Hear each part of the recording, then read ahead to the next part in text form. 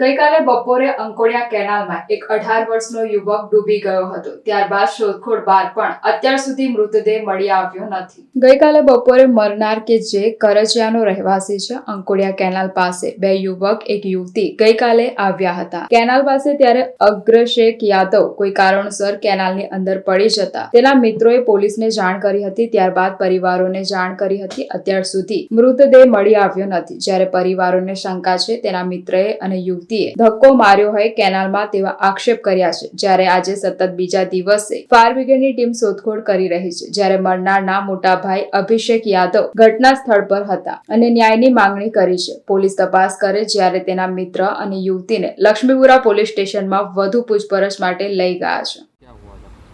कल मैं जॉब पे था बराबर, तो मेरे दोस्त ने मुझे कॉल किया कि मेरा भाई छोटा वाला डूब गया है। तो मैं घर पे कॉल किया तो घर पे पता चला कि छोटा वाला नहीं बीच वाला आया है उसके दोस्त के साथ इधर घूमने के लिए।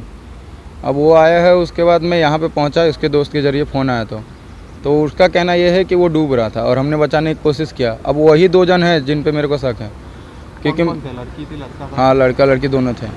एक ही मेरा भाई लगता है, छोटा सगा भाई है। वो दो क्या लगता है आपको, दोनों ने कुछ किया हो ऐसा कुछ लगता है? हाँ, मेरे को डाउट है वो दोनों पे, क्योंकि वो लोग कल भी गए थे मेरे घर पे बुलाने के लिए भाई को, तो भाई ने मना कर दिया।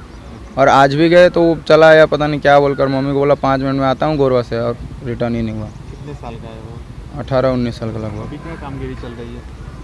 अभी तो ये लोग ढूंढ रहे हैं, कल से ढूंढ ही रहे, इतने ही दूरी में वो लोग ढूंढ रहे हैं उसका। क्या नाम आपका? अभिषेक यादव।